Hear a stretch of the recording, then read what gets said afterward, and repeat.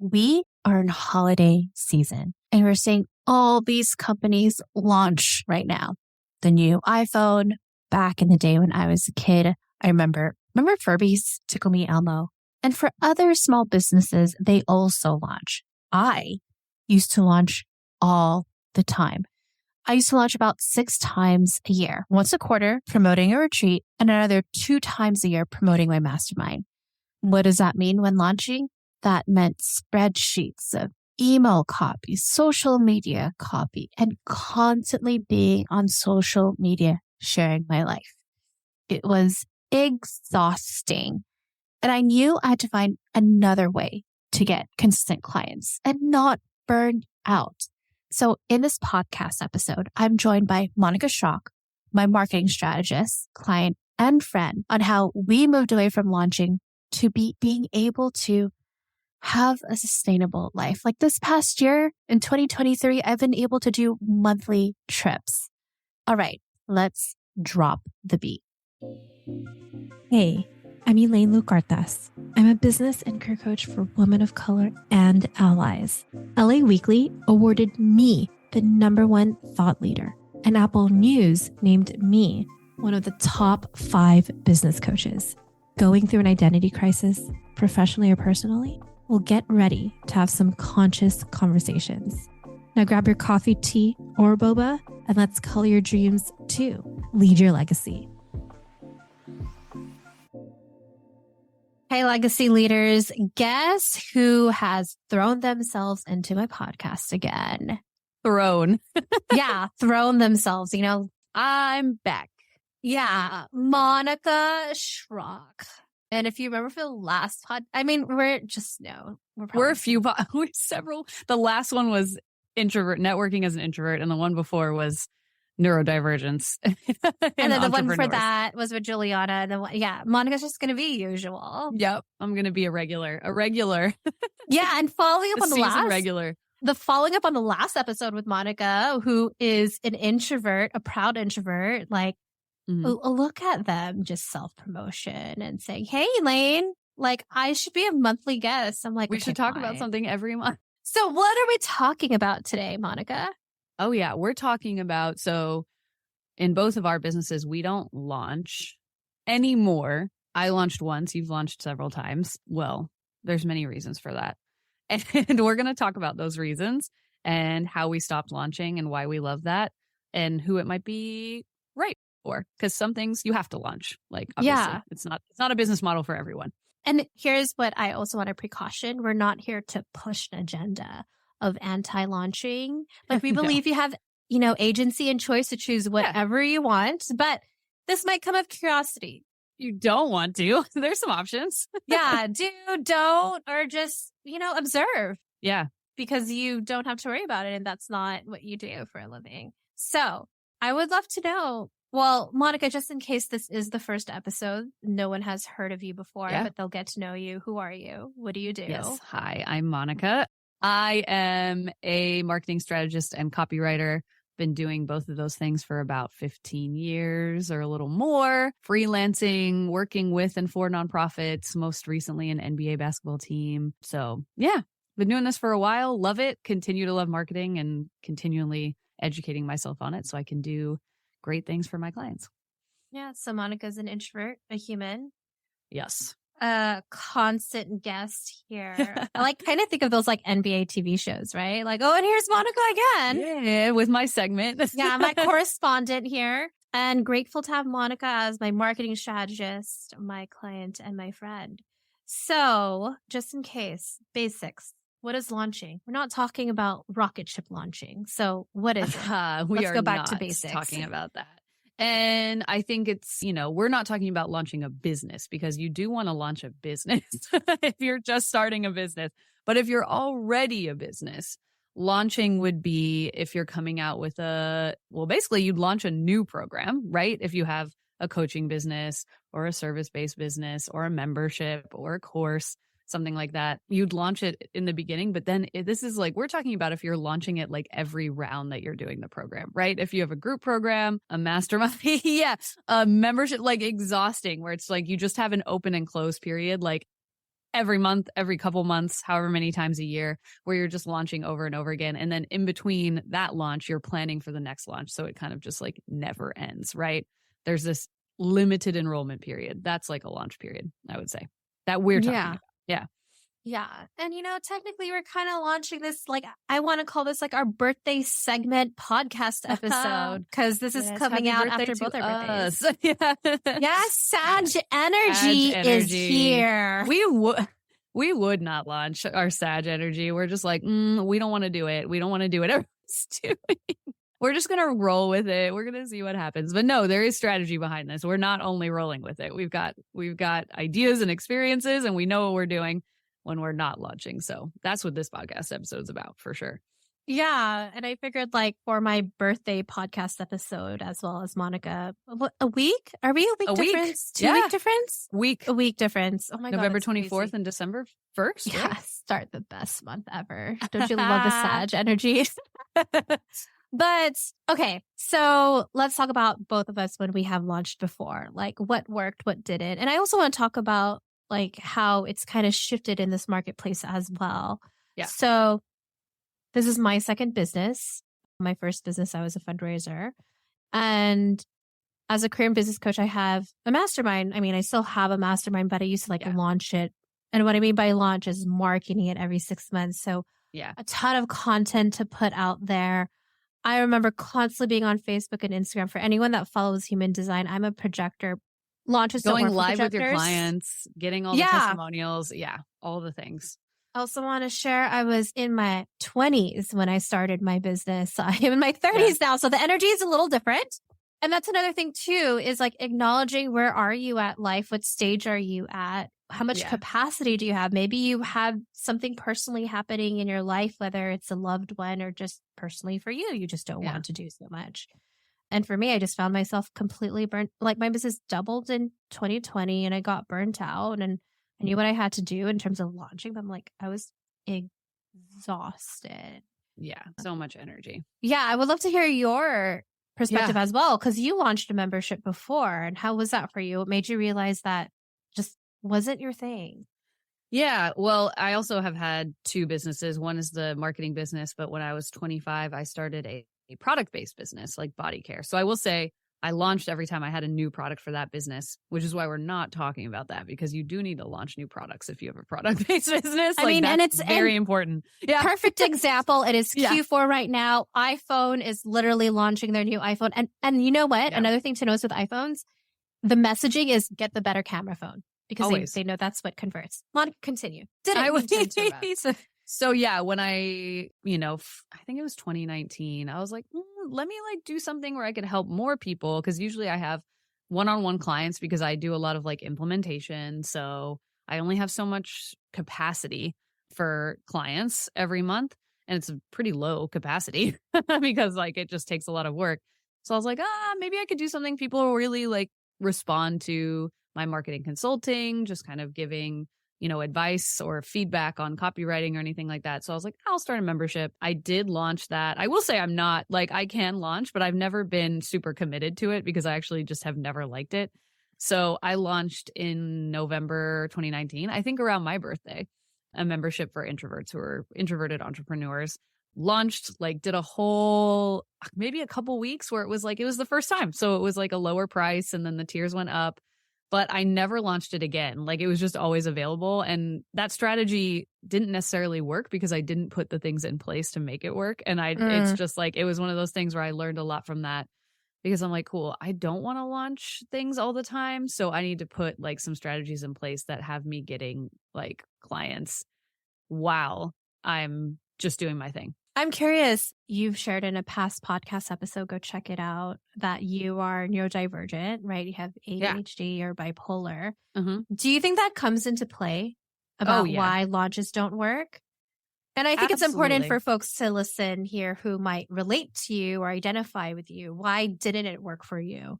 And how were you able to not judge yourself for it to not work? And I only say that not because you judge yourself. You don't give a fuck and you come in as you are, but it's really easy for us humans to judge ourselves when everyone else is doing this, but you just don't want it. You want to be a rebel. Yeah, definitely. I mean, my mental state can be unpredictable, which is why it's important for me to have consistent things happening that I don't have to be so present for. And that's the biggest thing. Because if something, if a wave, like an episode comes over me for like associated with bipolar disorder, like I'm not going to be able to do it. I'd have to stop in the middle of it. And if I'm relying on that launch for a bunch of income, that's like a huge problem for me, right? Like I'm screwed. Like, and I can't be. Yeah. Yeah. And you can't control what's going to happen in current state of affairs. Like, yeah. Oh my gosh, so much has happened in October of this past year. Yeah. And it's like, if you are launching and selling, it's like as if you are ignorant to what's happening. Yeah. And that's a hard thing too. Yeah. You can't control the circumstances in the world, like you said. So for me, it was like, I need something happening in the background always, so I don't have to put so much energy into launching. And then if I can't put that energy, if I'm in like a really low depressive mode or something like that, then I won't be like, oh my gosh, I needed this like money to get myself through this time and I couldn't even do it. So, and I think there's like the ADHD thing of sometimes not being consistent, which is also like, if I'm launching something and not being consistent as a marketer, like I know that's not going to work, right? Like I need to be consistent if I'm launching something. So at the end of the day, I tried it once and I like immediately knew I didn't like it. And I've helped other people do it. And if they're into it, it's like, cool. If this is something you want to do all the time, it can work. We are not anti-launch here. Just want to remind you. That's not what we're trying to do here. It can totally work. But if you're more like us and it's too much energy and you would rather be, putting like little irons in the fire everywhere and then seeing that like, come to fruition, that's more of my style. At this point, I think it always has been, especially to, support my mental health. Like launching is exhausting. And if I'm putting myself in that type of like energy too often, I'm just going to get burnt out. I just know myself. Which is exactly what happened to me. I felt like I was having a mini launch every single month because I used to do the free monthly events. And so you're launching that event, like you get done with one and you're launching the next one. And then before, I used to do Instagram stories, talking in it, just all of that. I think I probably do stories like twice a week now, and not even with my face in it, just exploration to target. Yeah. So it has nothing to do with my business, but it was just so exhausting for me. So yeah, I would love for you to share even the opposite end of it. I mean, obviously we talked about how launches don't work for us now. I'm also very mindful and open that may change in the future, but as of this present moment, it just doesn't work for me now. What type of businesses, I know we kind of talked product-based, would launches work for? Yeah. Well, obviously products, like we said before, launches are pretty necessary. I think there's obviously an argument for like, if you're a coach and you have a contained group that is only a certain amount of time, like you have a program that's 3 months long and then people are leaving that program, then yeah, you might have to launch if that's the business model, So I think it really depends on the business model versus what kind of business it is. You know what I mean? Yeah. Yeah. What also made me decide to not have a launch is I was realizing my type of clients, they come where they're at. Like they may not be ready to do something in January or in June. Yeah. And they come where they're at.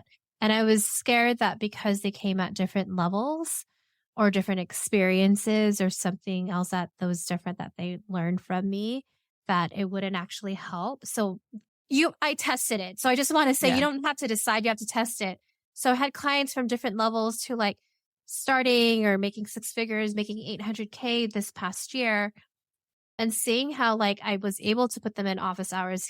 They were able to hear each other's problems and solutions that were helpful for them, but at the same time provide one-to-one individualized attention. So I was able to figure out how to create that, but also we worked on creating a marketing plan on how to make this sustainable. So you're my marketing strategist. What do you want to share that we did to make sure we didn't launch all the time? Yeah.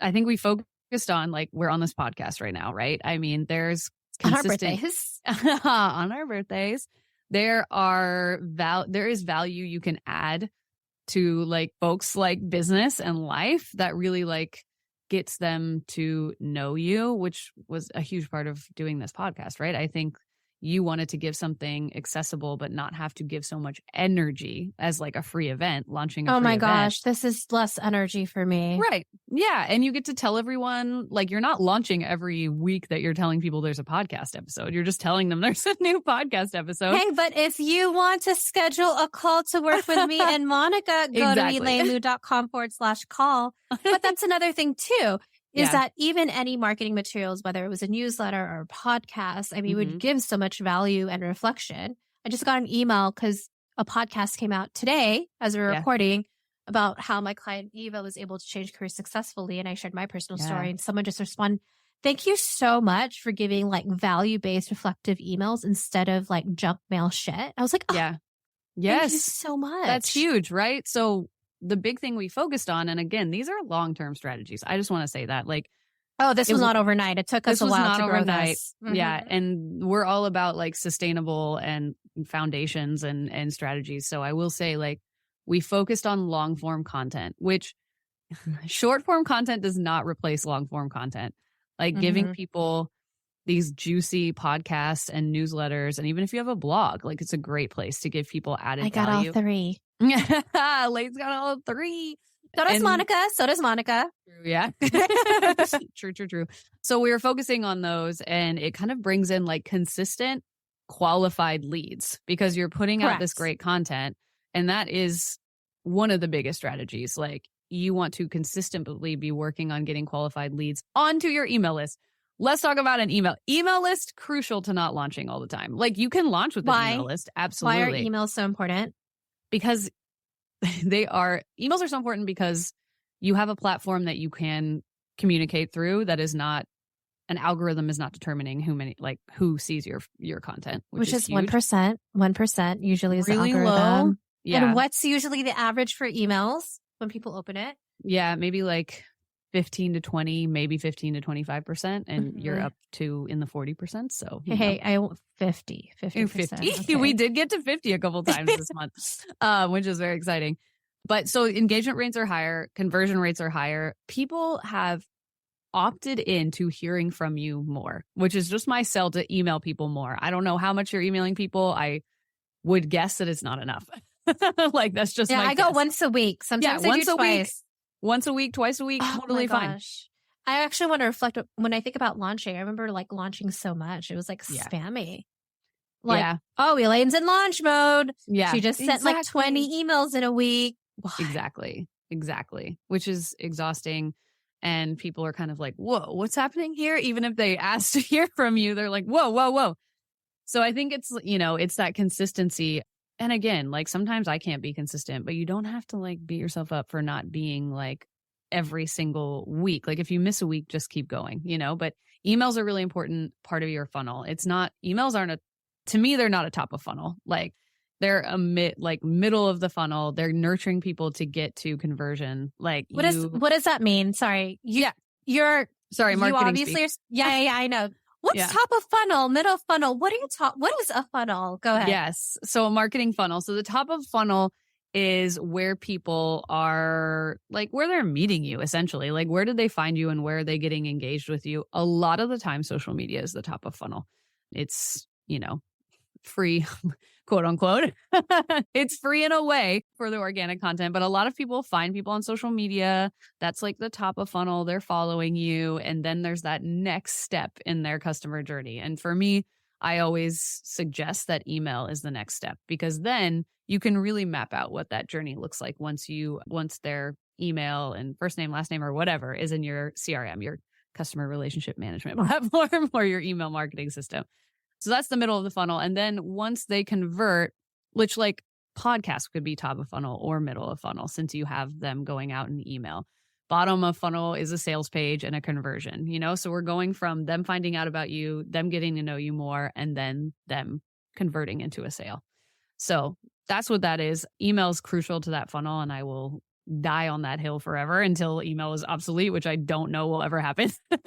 But it's, really, when it comes to not launching, the big thing is nurturing your audience and getting qualified leads. So focusing on those long-term strategies for us with your marketing, I think, is huge. Especially SEO is a big one, like working with an SEO expert and really becoming like searchable for people. And we worked on your brand messaging and we honed it into who you were really looking for. What were you looking for in a client and who was looking for you? And we mashed those things together with really clear messaging that we plastered everywhere. Yeah. So people would get it. They would like self-select. And not through a launch. What Monica's meaning is like every email we use the word sustainable. Yeah. Every podcast. And if you notice, every marketing I talk about, hey, go to that's another thing for all you business owners. Make it consistent. Like we were talking about another client where they have a membership, or like put your membership button everywhere. Everywhere. Like I have my call button everywhere, or say it in the emails. The invite to like book a call is the same sentence every single time. Yeah, literally the same sentence. Yeah, because you want it to be. Yeah, you want it to be. Nike, just do it. Are we annoyed? Yeah. No, just do it. That's funny. Go I just buy got a sticker that says "Just try," which is hilarious. Very on brand for you. Very on brand. But yeah, I'm gonna like do the thing I always do too with the messaging. Like you do not need to change the one sentence. Like if you're inviting people to your membership, for instance, and you have a one sentence invite, use that sentence everywhere. Use the sentence to book a call everywhere. Like we put that in every single one of Elaine's emails. Every single one, no matter what it's doing, whether it's sending a podcast episode, whether it's a newsletter, whether it's a sales email, they all have that one sentence because it's been tailored to the person that Elaine wants to work with. So I think, creating messaging that is clear, like super clear, and using it over and over. Marketing and branding exercises in repetition. We need to be repetitive. We need to give people the chance to work with us everywhere.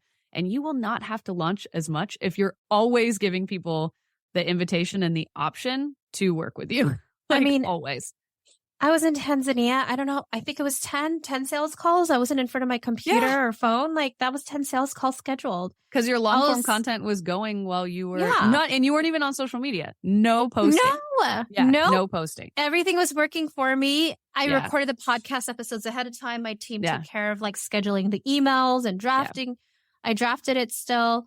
I just moved into my home. And sure, October was a little slower, but I still had sales calls coming in. And another thing, they self-selected out. Exactly.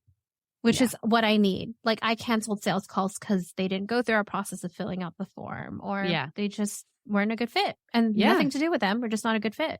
Exactly. And I think like if you're a service-based business like me, where I can only take on, you can only take on so many clients too.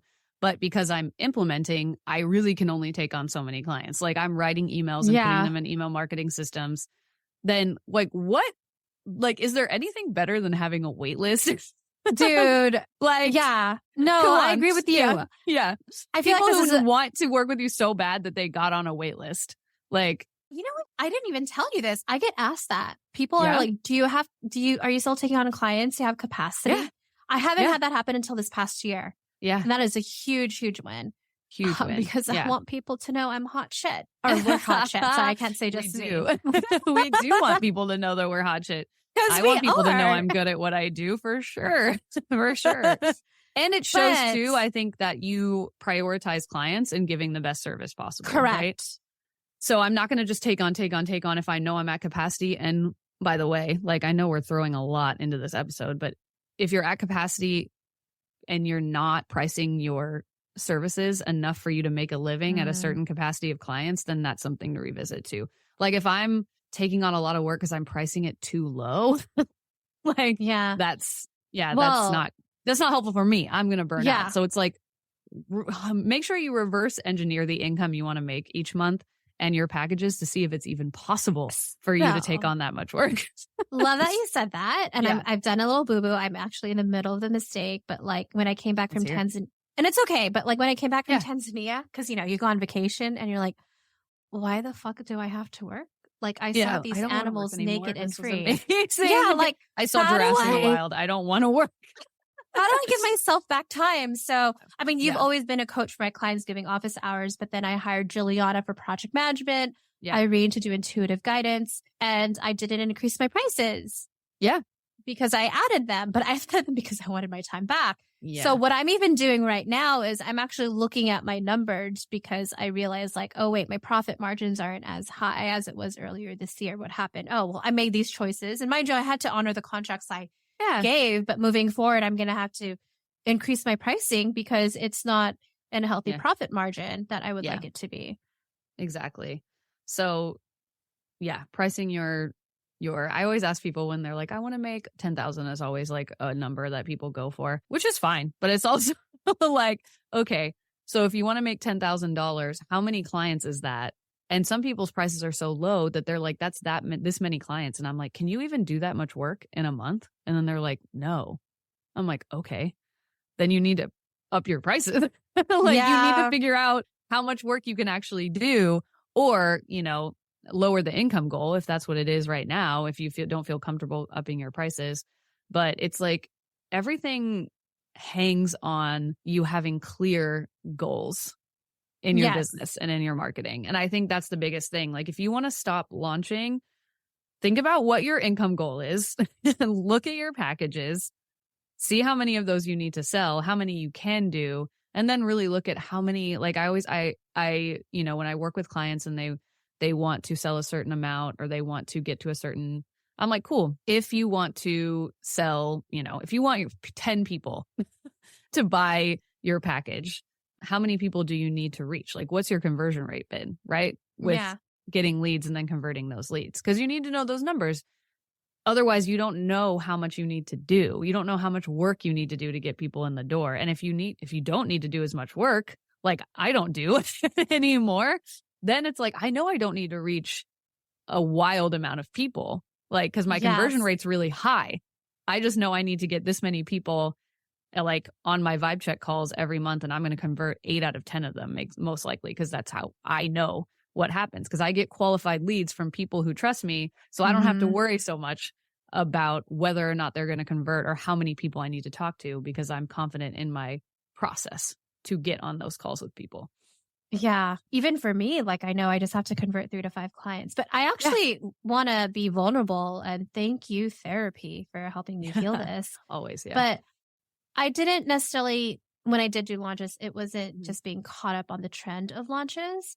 I think, I'm just being honest, and maybe I'm going to say this and it's going to trigger you, but my intention is not to trigger you on a podcast. Not you, Monica. I'm talking to our listeners. But I was just like, oh my God, I got sold in this, like, you need to have more clients, more money.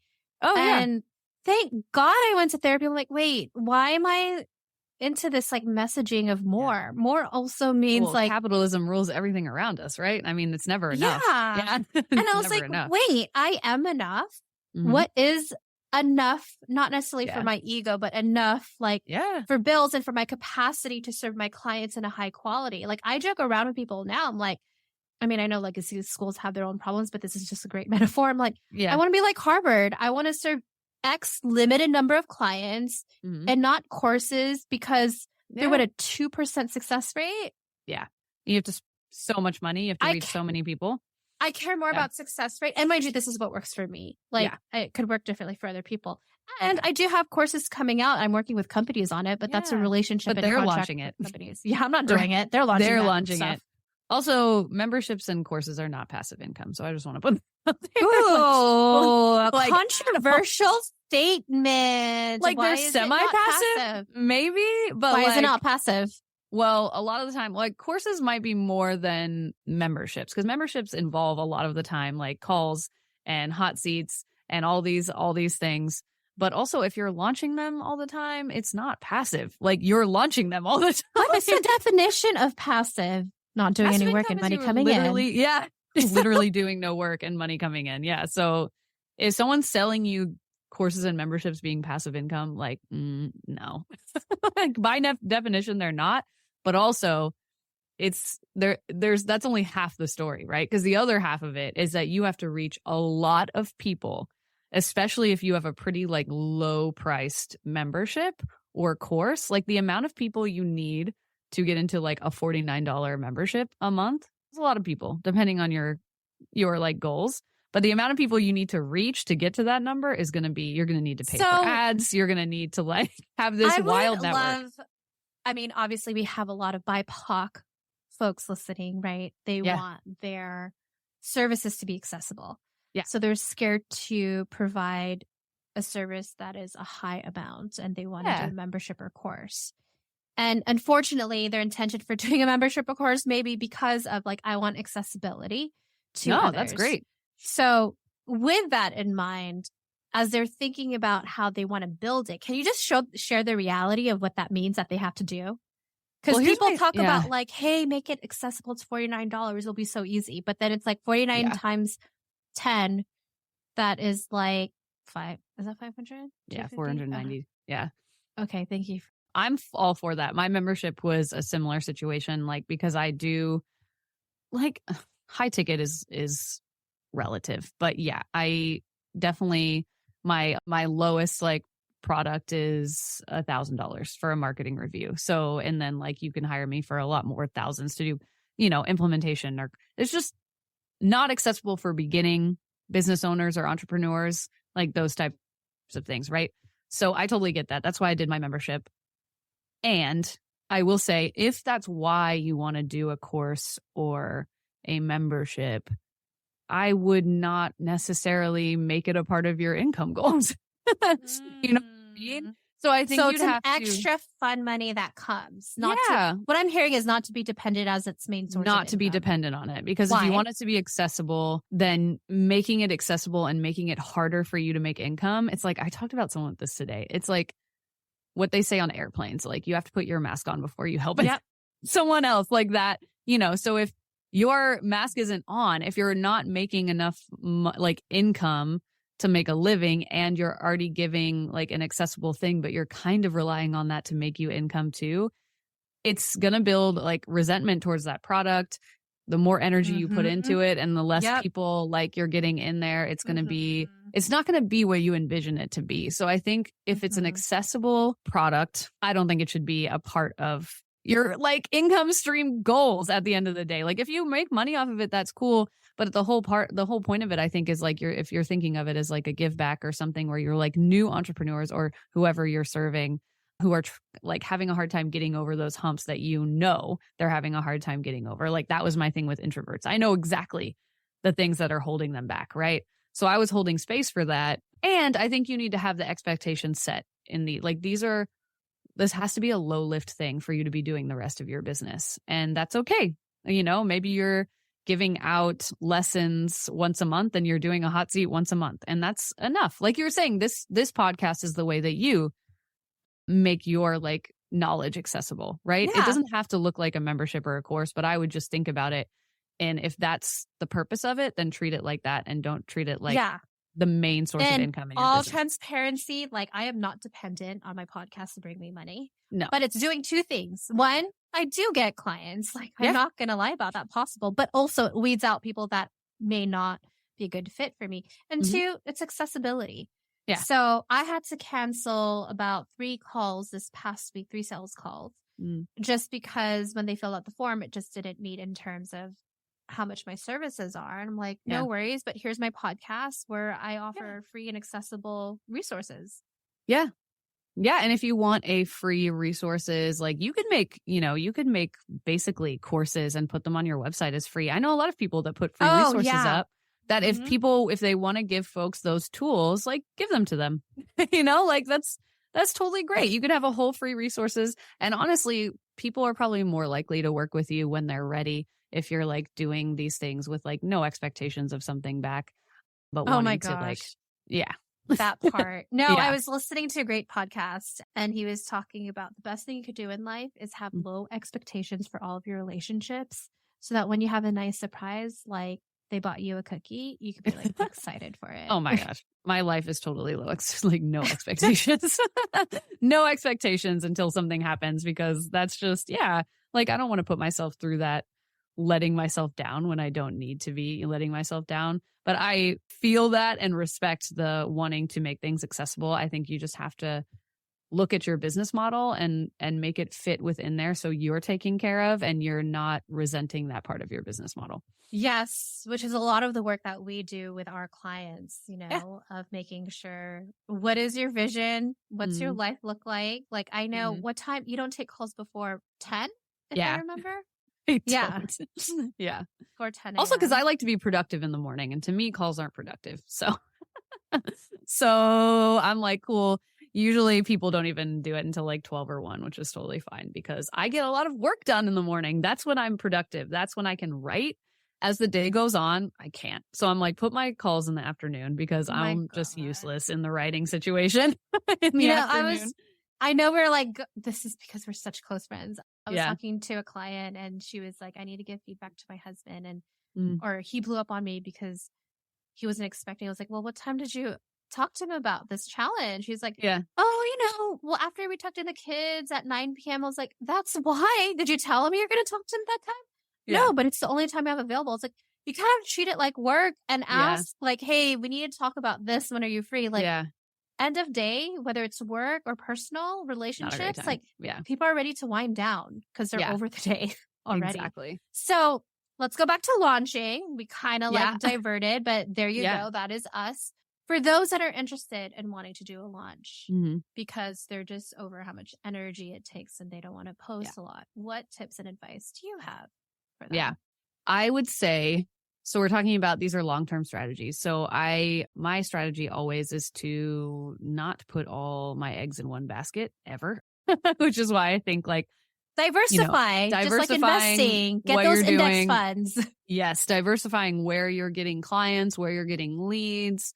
Like I like to think about, the network I have and what makes sense and how I can. So like for me, for instance, like I have a service-based business. People can buy an hour of my time and I can do some strategy with them, or they can put me on retainer for email marketing or consulting or copywriting, or I do like one-time projects. So my stuff is all over the place and I like to be all over the place. I don't like to choose like one program to do. I like to be all over the place in different industries, doing different things for lots of people because that's where I thrive.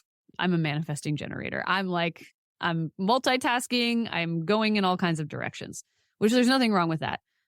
And you need to be strategic if that's something you're doing. So I don't want to launch because sometimes I'm like not doing the same things. I'm not always selling the same programs. So what I do is I really put myself out there as a person who does email marketing and copywriting. Like that's what I do. And I make it very clear.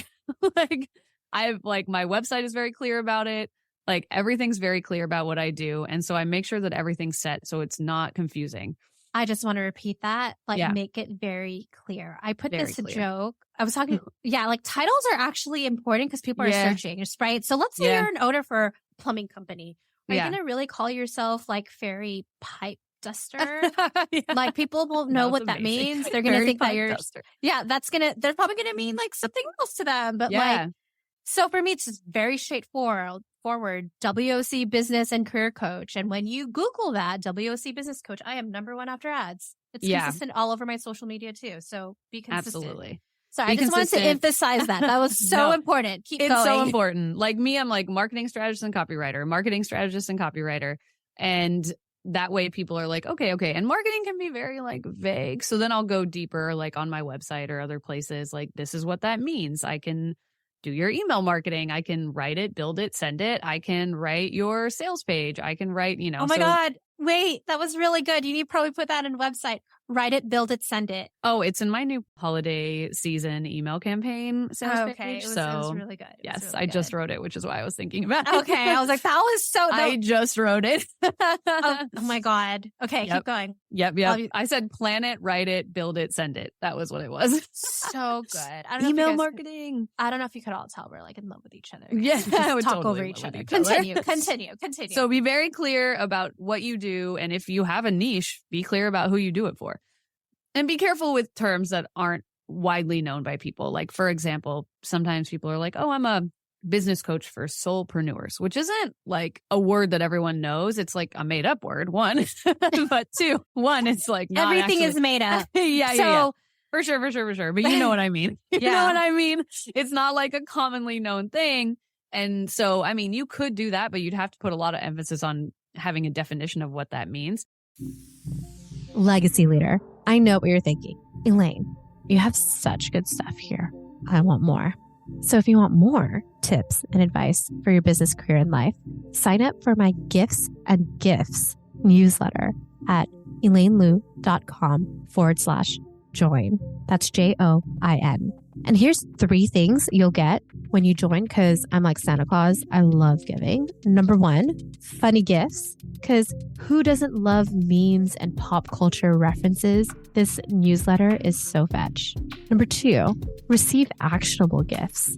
That's business, career, and life tips that you can start doing today. Third, the gift of me. Not only do you get my wins, but also my failures, my reflections. My gifts newsletter is like an up-to-date diary. Think Zynga or Life Journal for my fellow millennials, where I share vulnerable stories, relatable mistakes, and important life tips like what to watch on Netflix, like when's the next Bridgerton season. So if you're ready for those fun gifts and actionable gifts to create a more sustainable life, then join my newsletter at elainelu.com/join. That's JOIN. All right, let's get back to the episode. Perfect example. We're talking about it. I mean, I don't care. We're still kind of brainstorming and workshopping it. Haven't did the 100% yes, but we were even thinking about the name of this podcast. Yes. Because I'll be transparent for those that want to start a podcast. This is not a SEO friendly, like, what does Color Your Dreams mean? Yeah. What does it mean? Yeah. I mean, I will still keep it as the name of my mastermind, Color Your Dreams Mastermind. Go to elainelu.com. Because the Color Your Dreams movement was like a whole, what you built. But in terms of podcasts, like, I'll be honest, I did it one time. Like, I was in grief because both my grandmas died. So I went on Spotify. I was like, grief podcasts. I'm like, wait, if I'm doing this, someone's probably looking WOC podcasts, business, I'm like, see, they're not searching all my mistakes here. No, who's searching for that? Unless like I'm a big name, like Oprah. Unless you're just a name. Yeah, exactly. And if you're a recognizable name. Not yet. But even if people aren't searching for business advice for soulpreneurs, like, they're not. People don't know what that is. By the way, we are not making fun of you if you use this messaging, but you just really have to think about your ideal customer. And within the niche and industry you're in, sure, you probably hear that from everyone in your industry and niche, but are they your client? Are they your potential client?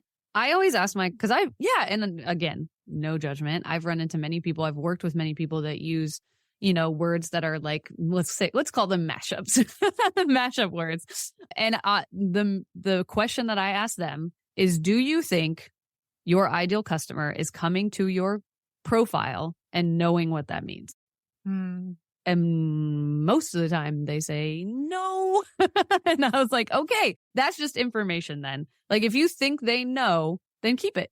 Like, keep it. Do your thing. If you're confident that people know what that means, if they'll come here and be like, I know first glance that I get that, not reading a bunch of your content, but like first glance are drawn to it and understand it, keep it. But a lot of the time people are like, oh yeah, I don't think they know what that means. And that's because of the experience they've had with it, right? There's confusion around it. So clarity over clever is always the thing. So be very clear about what you do. If you do it for certain types of businesses or, customers that have or clients that have specific challenges, say that if you have that, I don't really have that because I am a person who loves variety. So I just say what I do for like brands, people, nonprofits, whatever, So be clear about what you do. And I think it's really important to like long-term strategies. If you're someone like me who's a service provider looking for, and I will say this, I've said this many times and I'll say it again, looking for complementary service providers that need your services for their clients as well. Huge. We have each other. Exactly. That's why we have each other. If people need a business or career coach, like Elaine's who I'm going to. If someone needs a copywriter or a strategist, like I'm who Elaine's going to. We just, throw each other clients. I mean, not aggressively, but with consent. No. Yeah. I'm like, and I have many like relationships with service providers and some doing the same thing that I do. Yeah. Someone who does exactly what you do is not your enemy, like at all. Like they're not your competition. There's plenty of work to go around. I promise you. And not everyone's a good fit for you. So if you have people who would be a good fit for some people that you're not, oh my gosh, you're throwing each other clients that make sense for each other. The dream, right? And like, even recently I had a recruiting firm reach out to me because they need freelancers for like the companies that are that they represent, that pay them to find people. And I know that they found me on LinkedIn and they looked at my profile, and because I'm so clear about what I do, that they reached out, because like that messaging is consistent. So I think looking for relationships that are complementary to your business is huge. And then, focusing on some long form content, building an email list, getting people, nurturing people. So when they're in their like part of the journey where it makes sense to work with you, they're there. Or when they meet someone else, like your name is top of mind because you've been giving them so much value. You drop in their inbox every week and you give them some marketing tips or whatever you do. And then someone's like, oh, I need email marketing. They're like, oh my gosh, I know someone. and it's like, relationship building, nurturing, but really it's about finding ways to connect with people who complement you. And also, I mean, this is a huge one, having a great service or product. Like, I just have to say it. Actually being fucking good at what you do. That's what Monica's trying to say. I just have to say it, like thinking about, and I will say that like in my ups and downs of being a service provider, I have missed deadlines many times. And I've probably been harder on myself than other people are on me about it. And I know that it's still okay because people still give me work. So again, we're our like biggest critics. Missed a lot of deadlines when I've asked them to review things, and I still pay her every month. Whoa. We're doing like same day stuff. So like I'm going to give myself a little grace on that. But no, I do. But you're good at what you do. So I absolutely have. I am ADHD. I'll be in like bipolar episodes, and who knows? I am on medication, by the way, but medication is not a perfect system to like how you're feeling and what you're doing. So I even told myself, like getting out of the NBA job and coming back into it, I was like, cool. Like I have this opportunity to reposition myself now that I'm back in like the freelance world full time, like, cause I'd never left. It was just now it's full time again. And I'll be transparent. Now I was like, okay, now with clients, I want to be, because I can do things really well, really fast because I have ADHD. So I procrastinate the shit out of everything, and I still do it really well. And I like leave it to the last minute. I've done it for my entire fucking life. They do. My entire life. And I know people like listening to this, like a lot of my friends are the same way. I know people are like, yeah, that's me too. We don't like it. It's not something we like to do, right? It's stressful. It's like we can only work under pressure. I hate it. So I'm challenging myself in this new chapter of full-time freelancing that I'm going to be really good at what I do, which is I do that all the time, but I'm also going to be really fast at what I do. Yeah. Done is better than perfect. Goal. Yes. I was like, cool. I'm going to be the person that when they hand me something, I'm going to get it done in the next few days, and then it's going to be done. And they're going to be impressed because it's going to be good and it's going to be fast. And that's how I'm going to reposition myself. So what I'm getting from that, make a name out of yourself. It's not just like your messaging, but actually be fucking good at what you do. And marketing can't fix a product or service that doesn't really work.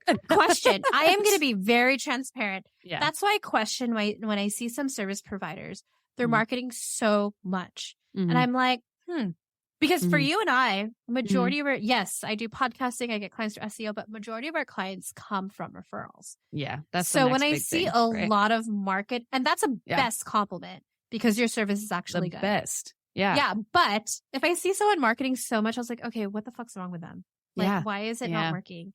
And I also question, why are they showing the same 3 client testimonials and it doesn't change? And in all transparency, that's why every week when I do my emails, there's a new client win that I share. So it's consistent. It's the credibility. But referrals come with credibility. So that's the thing too, is if you have a product or service, and in the beginning, you might be testing that. I've done like products, services where I'm like, that didn't really work because of XYZ. And I changed it because this works more for my clients now that I know that didn't really work for them.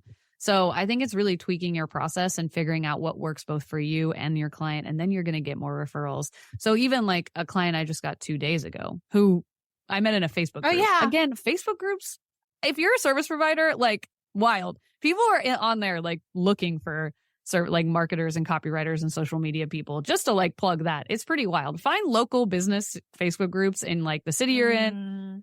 I think that's a good one. I've been getting some clients here in Portland because of that, which I haven't really had local clientele before.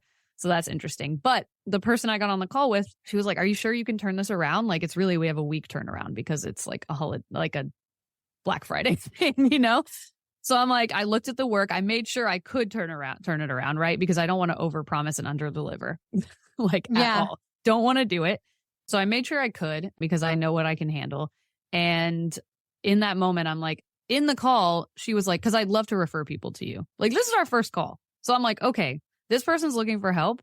And this person knows people who are also looking for the help that I provide. So I'm going to crush Loves this. The pressure. Yeah, Loves the I'm going to pressure. crush this. I do love the pressure. But I'm like, I'm going to crush this project. So she wants to keep working with me. And so the people that she obviously has to refer me to also want to work with me. So I think it's like looking at those opportunities, like really, really, really and looking actually at them. being so good at it. So there's a company that works with like, I've shared it with you, but that works with like Fortune 100 companies and sells the courses. It's funny because like, I don't do courses, but companies reach out to me. So anyways, think of them like as an agent. Mm-hmm. And I did one course, but because it was so easy that I did it, they actually asked me that same time as you were working on the first course, can you do 2 more? And then literally today, they emailed me and said, we need a fast turnaround of doing a course by January for insert big famous company name. Can you do it? I'm like, yeah. Yeah. So then you like, those opportunities you jump on, right? But the reason why they come, I feel like this podcast title needs to be edited to like actually be fucking good at what you do to get clients. Or be clear about what you do. What you do it for. Yeah. Well, another thing, I mean, this is not business focused, but another thing that both of us have is we are both trauma informed. That was a training that both of us invested in and paid for so that we could make sure we're holding safe space for our clients. And sure, we are not a therapist, but when you talk about business, whether it's marketing or strategy, like it becomes personal. Like, it is. Yeah. Like my client today, when I was talking to her, like, why is it not working? I'm like, sometimes it just stops working. Yeah. And it could be, Yeah. And it really is, I think also like when I think about like, cause I don't take calls. People can't just book a call on my website, by the way. For anyone who doesn't want people to just be able to do that, I don't do that. People have to fill out my contact form and tell me what they're looking for before I give them a book a call link. Because for me, I want to make sure that time is used well. And if I don't want to work on the project, I can introduce them to someone else or whatever the next steps are. But I will say because of that, and because I'm so clear on my website about what I do and on my LinkedIn, and when people tag me, I'll come in and say exactly what I do in like Facebook groups. People are ready. Like I honestly have never had anyone not want to work with me after a vibe check call. Maybe they haven't because of the price point.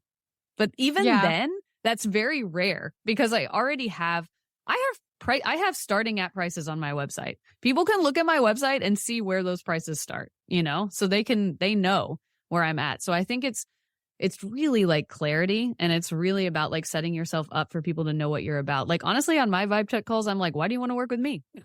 Like that's my question. You like, know what? I asked that question too. I'm like, why should I choose working with you? I put so much time and energy. Why? Yeah. So I was like, Monica, before we hit record, Monica, we need to make this like 20 or 30 minutes. Dude, like, we're the worst. How did we just talk for almost an hour? Like we're so wild for that. It's our birthday. It's our birthday zone. We can do like whatever we want. I would love for both of us to like share the sentiment. Any last words in terms of like not launching? Why we don't do it, or tips? I think when it comes down to it, and I think I've said it many times on this, like in the last hour, but it's what needs to happen is get really clear and granular about what you do, write it in a sentence, and be able to share that sentence wherever you go, and tell people what you do all the time, like all the time. And I know that that's a hard thing, and I'm sure there are lots of like obstacles where people. I know people go through it. Part of my job is to help people tell people that they sell things because they don't want to tell people that they sell things. But you have to if you're going to have a business. Yeah. The most important thing to do is to tell people that you have things to sell. And it's like, you're just inviting people. This is like, I'm a broken record with that. You're just putting out the invitation. You're not forcing anyone to do anything. Exactly what I had another session with a client today. And the word sales was really icky to her. I'm like, you know what? Why don't we just reframe this and let's call it an invitation? You're giving them an invitation, and it's so interesting though. What is icky about sales? it's probably capitalism and how they've marketed sales. But like before there's commerce, right? Like you were selling like you were selling apples at a market. Like that's sales. I know, I get it. I get reframing it, but I think also it's like really just taking away this like icky vibe off the word and like knowing that that is what we're doing. We're selling what we have to offer. Yeah. So yeah, if you want to call it an invitation. But it's just so interesting to me because I'm like, we do it all the time and we're sold to all the time. And I don't think that everyone selling to me is icky. Like I barely think anyone ever is. If someone's being, to be fair, I don't follow a lot of like bro marketers or any of that stuff. So I'm not seeing that type of content. But if you think about it, are you ever like, oh my gosh, they sold that to me? Like, that's terrible. Like, no, probably not. I have been, I wanted to learn it, but I'm not going to say names or give any clues, but yeah, I was very curious. So I spent a very small amount for this masterclass. Yeah. And oh my God, the way they were aggressively pushing and marketing, like they're like, hey, if you get on a call, we're going to give you our free, like schedule a call with one of our sales reps and you're going to get a free insert bonus. And I wanted the bonus. I didn't want the call, right? So I get the bonus. And then they're like aggressively texting and emailing me like, hey, like you haven't scheduled your call. I'm like, oh, I'm not interested. Well, then why did you schedule a call? I was like, because I wanted the fucking bonus. I'm dead. Yeah, I was like, I scheduled the call and then I canceled it. Also, that's a lesson in itself, right? Like in a way for them, like giving free stuff doesn't always get you qualified leads. Say that again. Like, yeah. We were just talking about that this morning. We were just talking about this. Yeah. So like if the whole is incentivizing the call with a bonus that people just want the free thing, which there's nothing wrong with. I mean, you're giving it away.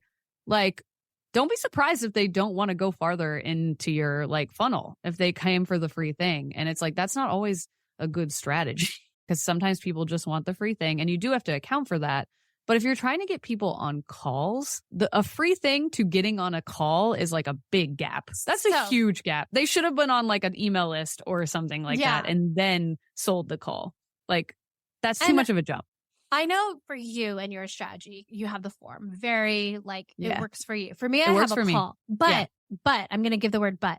In the sentence, like if you look at my emails or even in my podcast episodes, hey, if you want to see how it looks like to work together, schedule. Oh yeah, you're very clear. Complimentary like legacy business and career review call at elainelu.com/call. The keyword is if you want to work together. I'm not like, hey, schedule a free call. And that's what I used to do. Yeah. And that was not getting qualified leads where I felt resentful. Sure, I had 50 sales calls like within a month, but like how many of them actually converted? And that was my bad. So I want to give go ahead. I was going to say I do the form. You totally don't have to only do the form. I just don't want people booking random calls on my calendar. It's just not how it works. Well, what I do after is when I book the call, people have to fill out my form within 24 hours. And if they don't, I cancel it. Oh, that's a good strategy. Yeah. For me though, if I just honestly, I'm just being transparent with this in the podcast.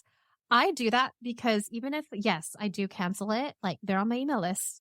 And sometimes they need to get to know me a little more and then they book a call when they're ready. No, that's a great point.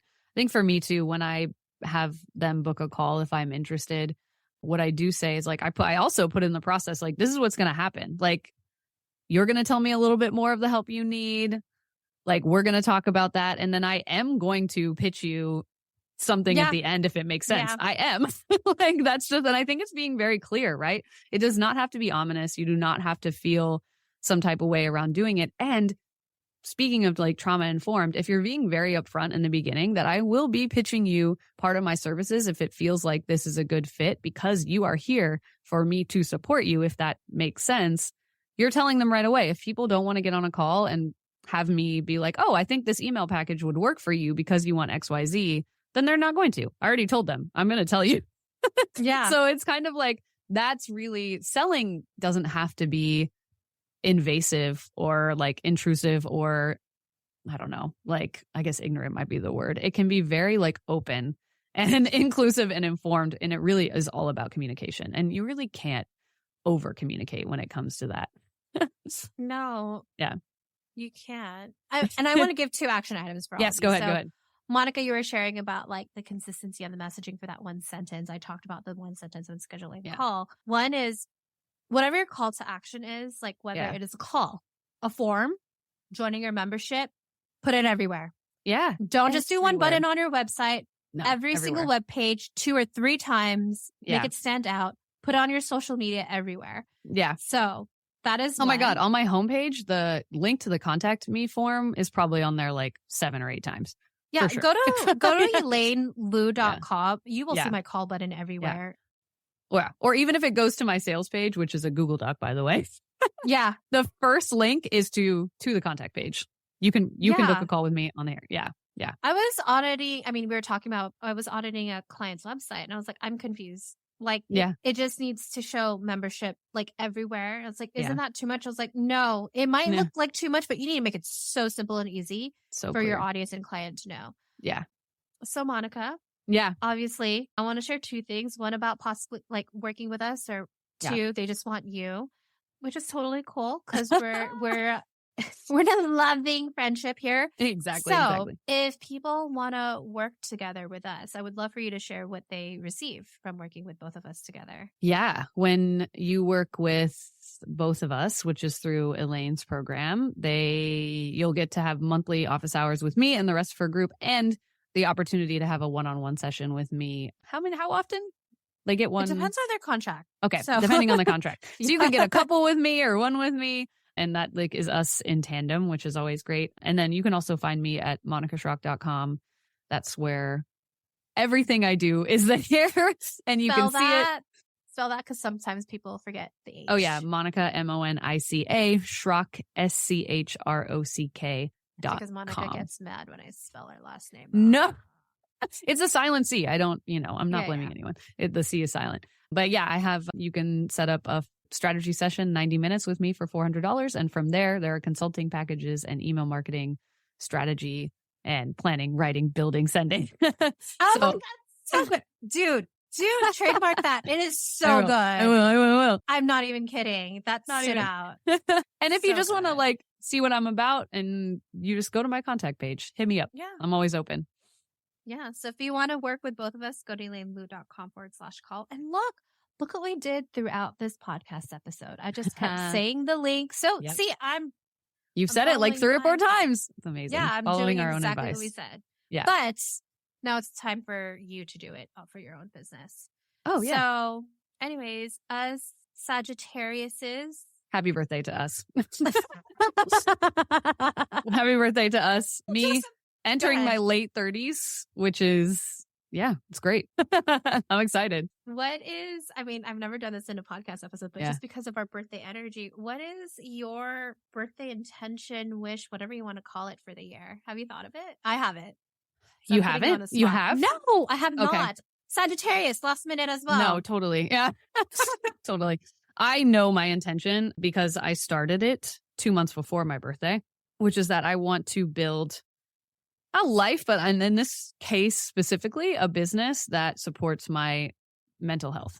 So I'm being very intentional about how I go about that. And that is my intention for my 38th year on this planet, is that now I know way more. Now that I am diagnosed bipolar and generalized anxiety and ADHD, I know a lot more about it from the last 2 years of being medicated and figuring out what works and what doesn't work. So now I think I'm on the trajectory of really creating a business model that works for my brain. If you haven't checked it out yet, check out, I'll put it in the show notes just in case, but check out our other podcast episode on Monica talking about like, what do you do if you or a friend has ADHD or neurodivergency? It's really great. Yeah, it's a good one. Great. Now I put myself on a spot with my birthday wish and birthday intention. Similar to you in that I just really want to be more intentional of every decision I make. Yeah. Not the small ones like I'm drinking tea, but like who gets to be in my energy? Yeah. And not just client, but friends, or how do I want to spend my time? Even if that means taking a nap. Absolutely. Monica, it's a pleasure. Always a pleasure. Thank you for not listening to, hey, we need to do it in 20 or 30 minutes. Yep. I appreciate it. Thank you. Yeah. Thank you. Thank you so much for making it this far.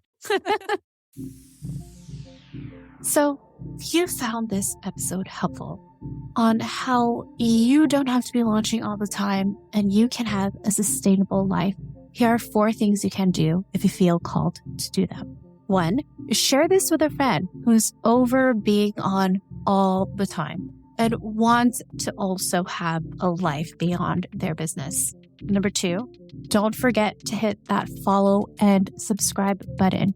When you hit that follow button, it lets the interwebs do their thing. Let other fellow women of color and allies like you know how this podcast can help their career, business, and life.